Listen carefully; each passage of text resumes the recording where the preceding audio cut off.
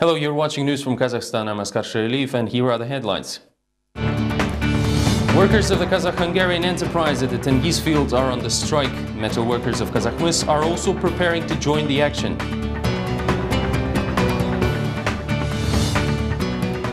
Newspapers Vzгляд and Голос Respubliki were not able to appeal the decision on the shutdown of the publication and extremism charges. Presidential Strategy 2050 must be praised the same as the Bible and Quran. Nur Otan Party continues to explain the message of the president to the younger generation.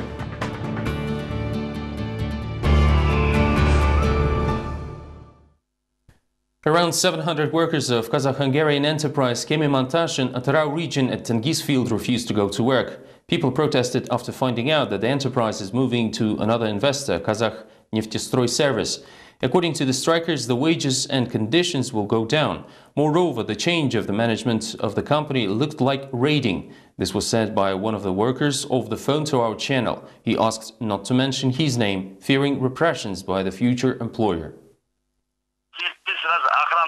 The Neftestroi staff's visit was unexpected. They sealed up the accounting office and dining facility and gained possession of the corporate seal. However, we still have not been officially informed about the new investor takeover. Meanwhile, the working conditions keep deteriorating. The workers have been housed in dormitory accommodation with only one lavatory per floor. Our major concern is the new minimum wage of $300, which is only half as much as we used to earn. The still acting LLP executive Figner Fischer confessed that the company had nearly folded up because of the European crisis. Now the enterprise needs new investors to settle the long-due arrears. Meanwhile, the future company owner assured the employees that the working conditions and salaries will be upheld. We're not planning to cut the salaries or alter the working conditions covered by labor agreements. The only aspects to change are the company's founder and investment inflow. And that is the change for the better, as the new management will finally make the persisting problems tail off. Activists of Talmas movement intend to use unkind slogans addressed to Kazakhmys in Kazakhstan and Moscow. On Friday, they brought a petition to the main office of the corporation demanding to stop the pressure on the trade union activist Saule Seydahmetova. Three representatives of Talmas movement have brought a statement to Kazakhmys head office in Almaty, entering the office under the watchful eyes of policemen and people in plain clothes. The statement demands that management of the copper giant stops putting pressure on trade union leader Saule Seydahmetova and company veterans. Protesters believe that Saule was dismissed unfairly, and the head of the veterans union Mirky Akmambetov, who stood up for her, is now at risk of losing an honorable position. If Kazakhmys doesn't stop the repressions against those people, we reserve the right to organize a protest campaign both in Kazakhstan and on the international level. According to Talmas movement members, workers in Zhezkazgan are also preparing a protest action. They're planning to gather near the building of the corporation on February 9th. One-man rallies are also to be held in Moscow near the embassy of Kazakhstan. Saule Seydahmetova is not certain yet whether she'll take part in the meeting in her support. We've put forward 5 demands: indexation of wages, reinstallment of Akmambayev Mirky in the position of veteran union head. We also demand that they open production facilities and make investments in order to save the region. Head of official trade union organizations Zhezkazgan Tsvetmet says the situation should not be aggravated. Aybol Bolatbekov explains that the woman resigned voluntarily. If she has nothing to resolve with Kazakhmys, they should be resolved avoiding the loud statements. The issues that they want to raise during the protest action can be resolved by peaceful talks. The employer is open for negotiation. Why make the situation more intense? Meanwhile, Zhezkazgan working class and trade unions might soon have a new reason for discontent. The company is planning to lay off workers and close down mines. The information has not been officially confirmed by Kazakhmys. However, the top management officials and analysts have hinted that copper reserves in the region are depleted. Zhezkazgan workers of Kazakhmys were supported by single-man protest actions in Moscow and Yekaterinburg. Pickets were organized by the activists of the International Committee for Working International. International Labour Committee is a socialist movement supporting workers' struggle for their rights. It actively monitors and tries to help trade unions in Kazakhstan, with its activists regularly organizing protests near the embassy of Kazakhstan in Moscow. On Friday, several protesters carried the names of Zhezkazgan activists on their posters. Such rallies usually gather small numbers, since Moscow authorities are reluctant to give permission for larger protests. I appeal to Russian workers and others explaining about the developments there and urging to support us by visiting our webpage and sending a letter of protest. If anyone wants, they may help by donating money and rallying with us, because our friends in Kazakhstan need any help they can get. The meeting of presidents of Russia and Kazakhstan was held on Friday in Moscow. It was not a planned event. Leaders of two countries agreed for a meeting just 4 days ago during a telephone conversation.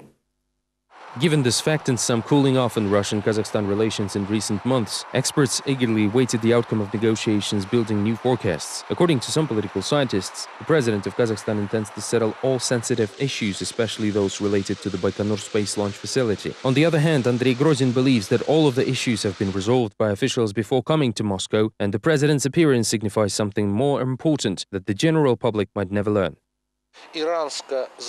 I think that the president came to Moscow first to address the issues linked to the resolution of the recent Munich conference regarding the upcoming Iranian summit. It is certainly good promotion for Kazakhstan and Nazarbayev personally. According to my sources, Russia made significant efforts to host the summit in Astana and not in Istanbul or anywhere else. Official part of the meeting of two presidents ended around 8 p.m. Moscow time. For the press, the heads of states voiced just general statements on further friendship and cooperation and absence of problems between the sides. They also mentioned that they found optimal decisions over Baikonur space launch facility. The rest of the talks were held behind closed doors. We repeatedly discussed these emerging problems over the phone, but this is normal because the scale of cooperation is substantial, and I'm pleased to note that it is constantly on the rise, said Putin. We ordered to prepare a new agreement on friendship and cooperation. I hope we will sign it in Yekaterinburg this fall. The laws of the Kazakh economy are so crafty that even the head of the National Bank, Grigory Marchenko, can call the rapid depreciation of the national currency a positive trend for businesses and ordinary Kazakhstanis. According to him, the devaluation of the national currency as of February 2009 was a successful, useful necessity. The head of the National Bank, Grigory Marchenko, is convinced that the devaluation performed by the country's main financial institution in February of 2009 benefited both the Kazakhstan citizens and business entities by rescuing the national gold forex fund and currency, enhancing competitiveness of domestic manufacturers, and reducing bank loans for mortgage debtors. In total volume of bank loans to the population on the eve of the devaluation at the end of 2008, the payable in tenge was 64%. In other words, those who received their loans in tenge, which is almost two-thirds in the population, have not suffered the devaluation. In turn, the activist of the Housing to People movement, Larisa Bayar, recalls the numerous protest actions following the devaluation that were aimed at making the banks reconsider the credit terms, as a sudden rise in currency exchange rates resulted in a 20% increase of monthly interest payouts. We were trying to make the banks stick with the fixed payout rates effective in the time of loan granting. However, the financial institutions allegedly suffering the devaluation effects refused to make any advances, despite receiving $66.5 million as the government bailout. The economist Miruet Makhmutova believes that the principal banker's questionable statements are intended to conceal the fact that the devaluation shakeup benefited only a selected group of people. By stating that the devaluation had positive effects on the Kazakhstan population, the National Bank head proves his ignorance of the actual situation. On the other hand, he might be paving the way for a new denomination. In case the experts' assumptions prove to be correct, the country is likely to experience a major currency rate shake-up against the Russian ruble. A year ago, Astana and Moscow entered into an agreement on macroeconomic policy coordination, which has now come into effect. According to the economists, this is sure to affect the Kazakhstan tenge stability.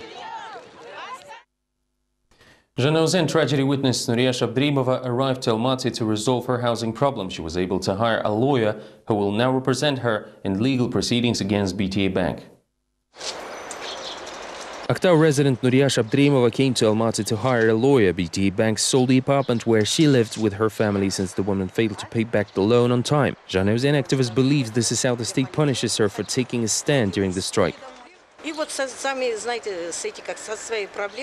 I was arrested twice in connection with Zhanaozen. I didn't even know that my apartment was sold. I was not warned, contacted or given a chance to see the valuation of the apartment. It was simply sold for $38,500. Nuria Abdrimova took a $40,000 loan from the BTA Mortgage Bank in 2007, leaving the apartment as collateral. The loan was supposedly paid back by October 2010, but the bank asked for interest in the amount of the initial loan. At that time, the entire Mangistau region was striking, and Nuria's husband, a Karajan Basmunai employee, was among activists who lost their jobs. This meant the family failed the interest payment deadline and received a subpoena in October of 2012, notifying the family about the sale of the apartment. The woman has found an Almaty lawyer who will represent her interests in Aktau. Optimistically, Abdrimova believes she has a good chance to win the case. Usually banks violate the Article 321 of the Civil Code dealing with the out-of-court liquidation of property. The bank didn't investigate the financial state of Nuria Abdrimova, but it had to give her time to appeal the decision and only then warrant auctioning her apartment. The lawyer adds that following the loan boom, the majority of people in the country found themselves victims of similar situations. A good half of clients coming to the firm have to deal with banks in one way or another, suffering mainly from financial illiteracy.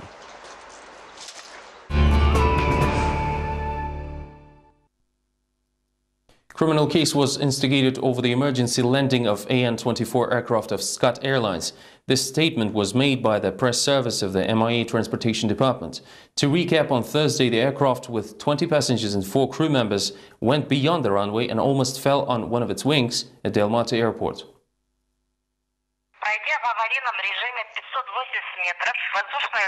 Having covered a distance of 580 meters in emergency mode, the aircraft managed to park on a snow-clad runway shoulder. The criminal proceedings have been initiated on charges of violation of aircraft operation and safety regulations, posing danger of severe consequences. According to the Transportation Department of Internal Affairs, the airplane's left tail gear ran into a soil area bordering the takeoff runway. The prosecution officials are currently investigating the incident. According to the official information, no injuries resulted from the accident. However, some of the witnesses reported that one of the flight attendants suffered minor injuries after being thrown across the passenger cabin by the impact force, and the unfastened passengers fell out of the seats. Curiously enough, a week ago, another Scott Airline jet CRJ-200 crashed when approaching the same airport, taking the lives of 21 people. The former chairman of the boards of directors of Air Kazakhstan, Oraz Jandosov, insists that a cost-effective approach to passenger safety is unacceptable. A few days in civil aviation were enough for the former executive to wise up to the dire condition of passenger aircrafts, some of which were inherited by the Scott Airlines from the bankrupt carrier Air Kazakhstan. There's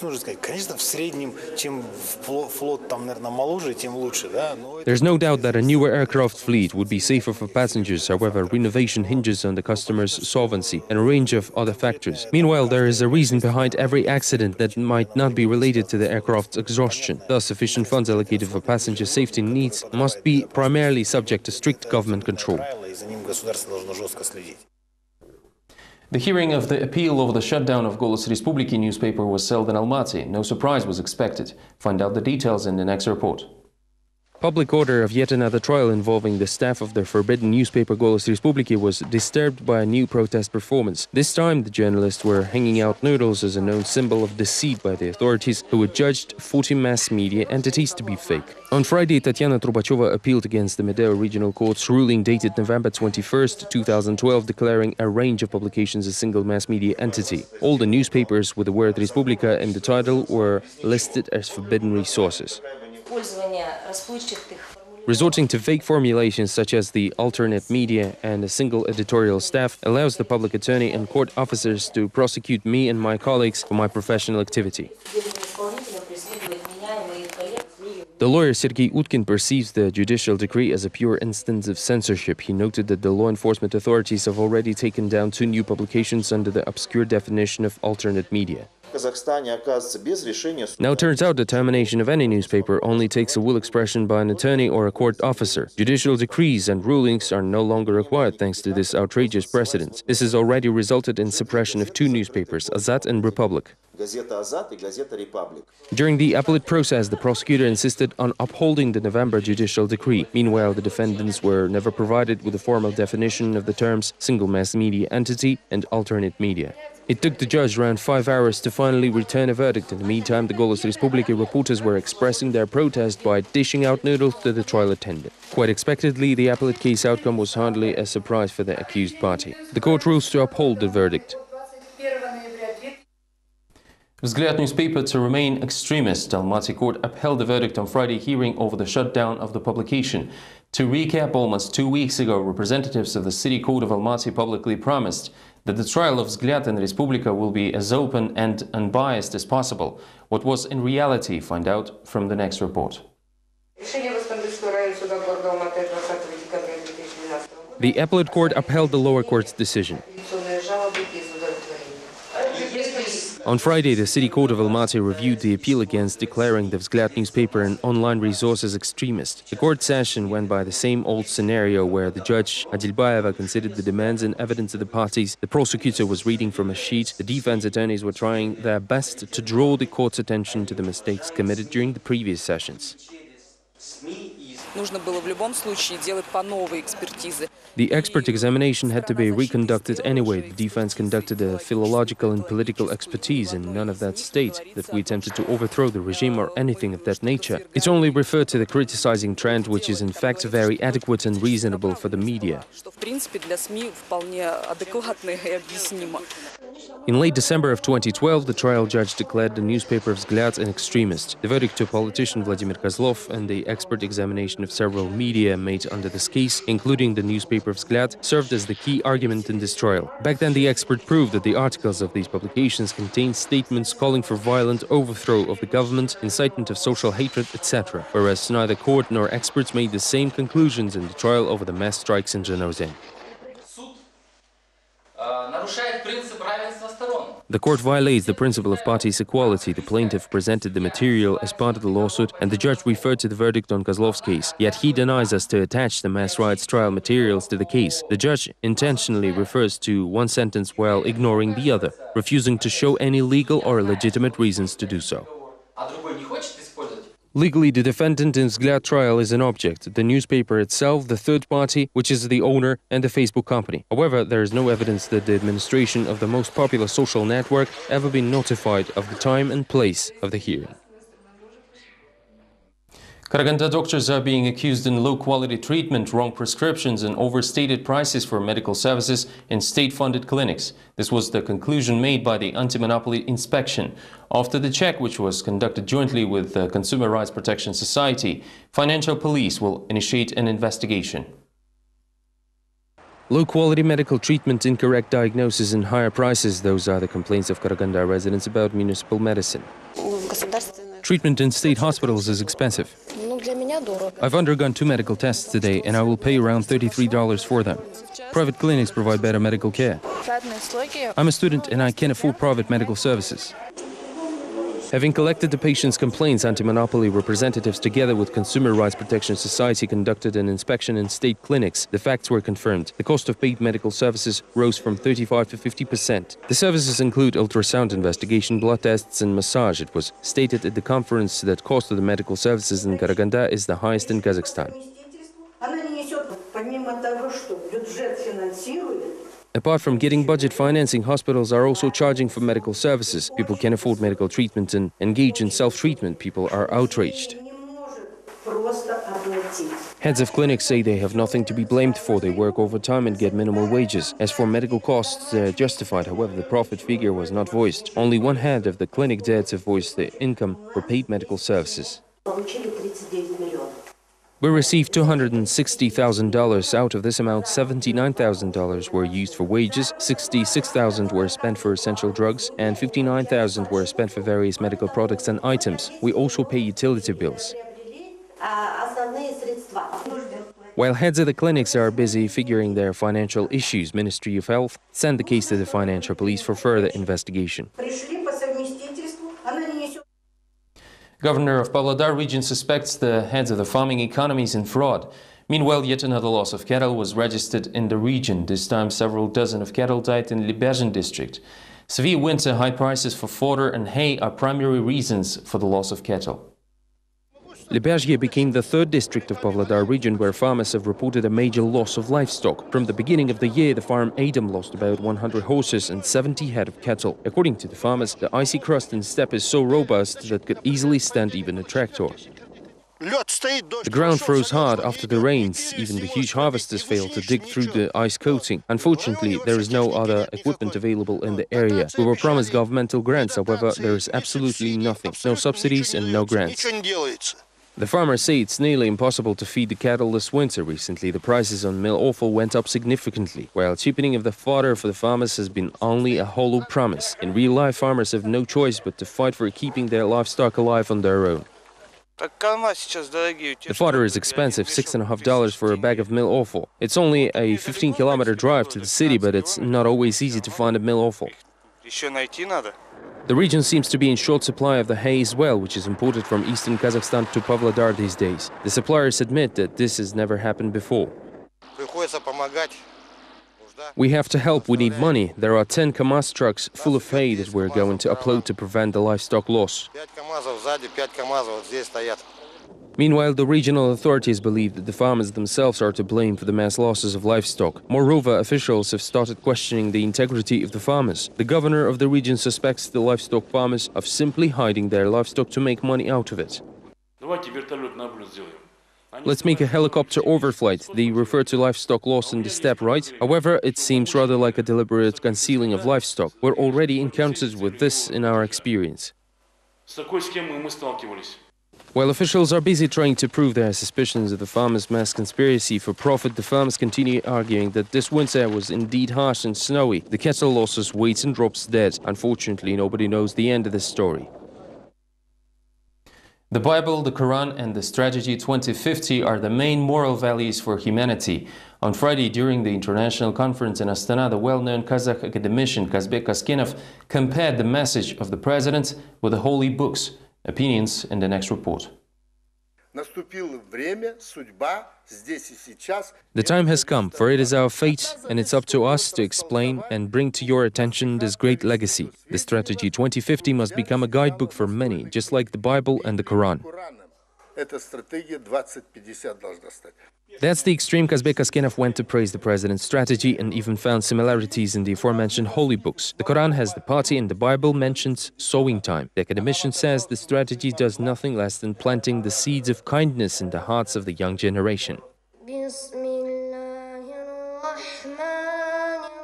Commenting this new metaphor, local imams act like true diplomats. They do support the strategy fully and try their best to avoid condemning anyone for expressing personal opinions. They, however, believe that Kaskinov perhaps went a little too far by bringing the Quran to the equation. Prophet Muhammad was the last of 124 prophets. There were no prophets who came after him. It is said so in the Quran, and we cannot compare anyone's words with those in a holy book. Meanwhile, Almaty's Catholic Church showed no interest in the matter. It has retained its re-registration recently and now refrains from public interviews, only advising to contact the office without specifying which one exactly. Just recently, Pope Benedict XVI met with Kairat Mami, the Speaker of the Kazakhstan Senate. During the meeting, the parties expressed gratitude to each other, and later Mami used the opportunity to tell the Italian press what he thinks about the ever-important Strategy 2050. Orthodox Church chose to share its opinion about the program and its spiritual significance over the phone and indicated that clergy do not want to be involved in politics whatsoever. Still, no matter how important the state documents is, it still cannot be compared to sacred books. Although, since the line is crossed already, other outrageous ideas might surface for praising this strategy. This is all we have time for now. Thank you for watching. Don't miss our weekly Vleski Z on Monday and have a great weekend.